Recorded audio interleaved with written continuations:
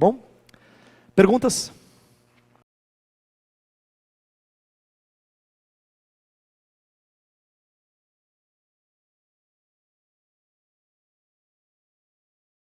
Tem um pouco a ver com a primeira parte, quando o senhor falou do tá perto, tá longe, ninguém sabe.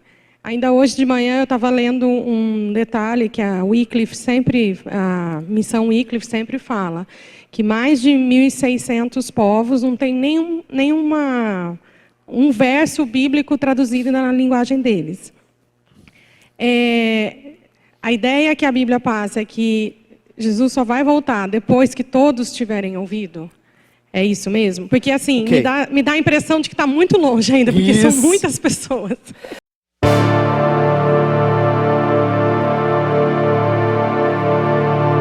Então, eu vou recordar uma coisa que eu falei muito rápido no segundo sermão da série que eu estou fazendo. Mas eu vou explicar um pouco melhor agora. A ideia de que o evangelho será levado a todas as nações e então virá o fim, Mateus 24:14, é uma passagem que eu acho que tem confundido muitas pessoas ao longo da história. É uma passagem que eu acho que tem confundido muitas pessoas ao longo da história.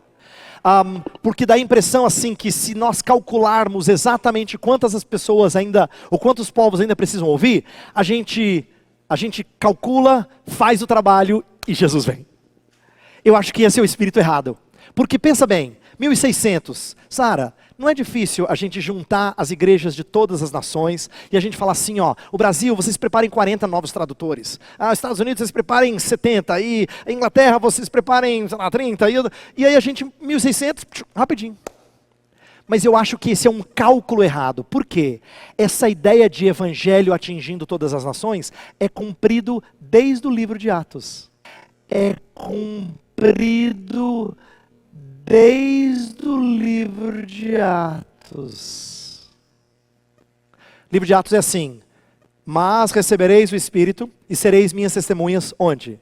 Jerusalém, Judeia, Samaria, até os confins da terra. A história começa em Jerusalém, atinge toda a Judeia, no capítulo 8 está em Samaria, e no final do livro de Atos, Paulo está em Roma, e o desejo dele é ir para o fim da terra, que era a Espanha, era o lugar mais distante que ele conhecia.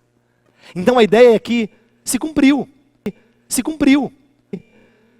Se cumpriu. Mas Jesus não voltou? Mas no quarto século, isso expandiu para além do Império Romano.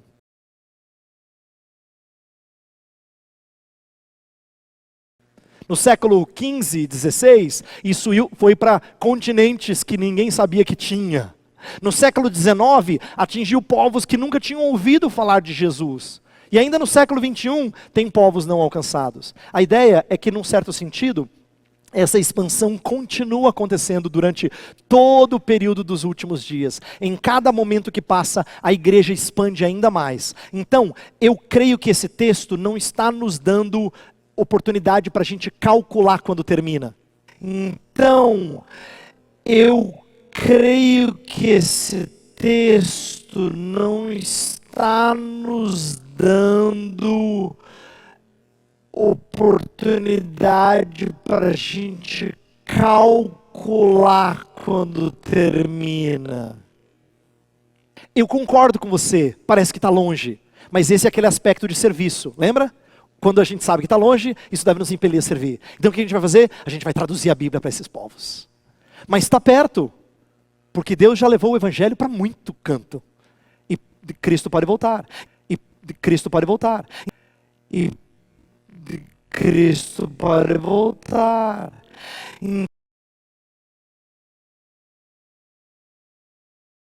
Então não é algo calculável. Então não é algo calculável. Então não é algo calculável. Então é assim, ó, eu fecho a minha resposta desse jeito. Jesus disse esse verso, Mateus 24:14, depois de falar de um monte de coisa aparentemente desanimadora. Muitos perseguirão vocês, tem gente que vai matar vocês serão, falsos cristos vão surgir, vai ser difícil. Mas o evangelho não vai parar de expandir. Mas o evangelho não vai parar de expandir. Mas o evangelho não vai parar de expandir.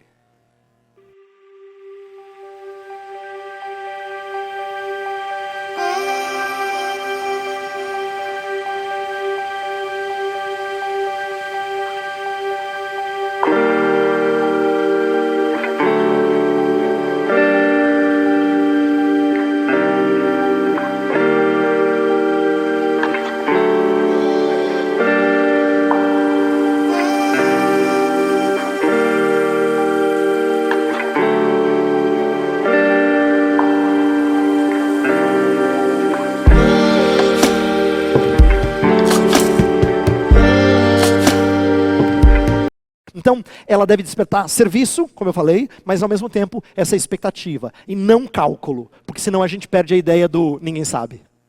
Tá? Sim, essa expectativa. E não cálculo, porque senão a gente perde a ideia do ninguém sabe. Tá? Sim, essa expectativa. E não cálculo, porque senão a gente perde a ideia do ninguém sabe.